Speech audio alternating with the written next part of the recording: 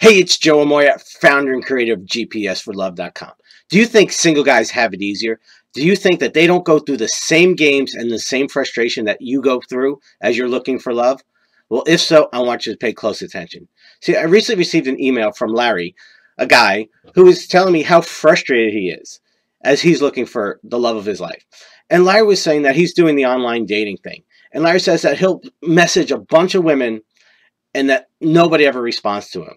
And Larry got really frustrated, and he did this little experiment. I guess Larry's 5'6", and I guess that's a problem for him. So what Larry did is he changed just one thing on his profile, and he put from 5'6" to 5'10". And he said all of a sudden, all the women he started messaging him back. And all of a sudden, women just he had unsolicited kind of were responding to him first. And he started to get a little pissed off.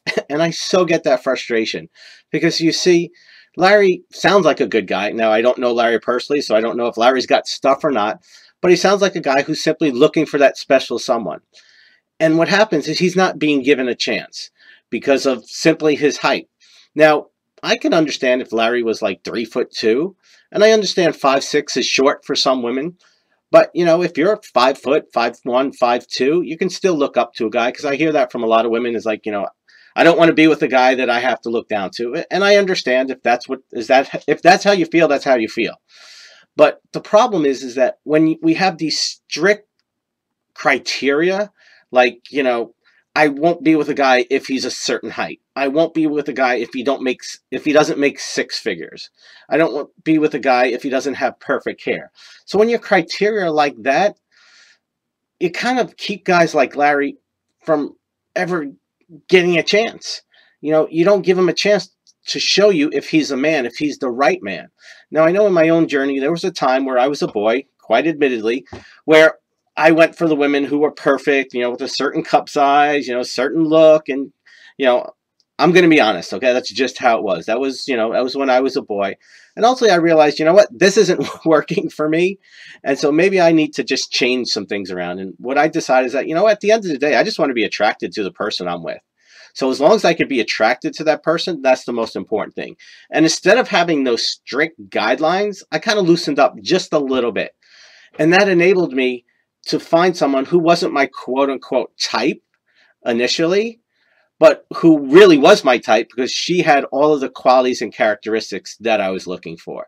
So I'm not saying that you shouldn't be with someone that you're not attracted to. I'm not saying you should go date a troll. I'm not saying date a guy who's on welfare and who's living in his mom's basement. I'm not saying that at all. What I'm saying is you got to get crystal clear on what's really important. And, you know, sitting thinking that guys don't go through the same thing is just unrealistic, and it's simply not true. Single men who are looking for a relationship, looking for that special someone to share their life with, are just as frustrated as you are. The difference is they don't sit around with their boyfriends saying, you know what, women suck. They just go do their thing, and that's really the big difference. So I say when it comes to, you know, this whole dating and relationship thing, the circus is the same, the clowns are different, okay? And that's just the way it is. But the purpose of this video for you is to understand there are lots of great guys out there, and they're just as frustrated as you are in trying to find that special someone to share their life with. Now, I know you're saying, yeah, BS, they're not out there. Where are they? How do I find them? Well, you know what? That's part of the journey. The journey is being who you need to be so that when you're in the right place to attract that guy, you recognize him and he recognizes you. And when you do that, that guy will show up when the time is right. You don't have to worry about the details. You just have to put yourself out there and be ready for him when he shows up. And he has to do the same. And when that happens, that's when sparks fly. That's when the magic happens. And that's when you get the relationship you desire and deserve. So here's your little homework. Take some mirror time. Get really honest and say, you know, are you a little too picky? You know, and again, there's a difference between being picky and being smart. I'm not saying you should have no criteria and you should just date any guy who comes along, because the reality is most guys are boys, and that's just the truth.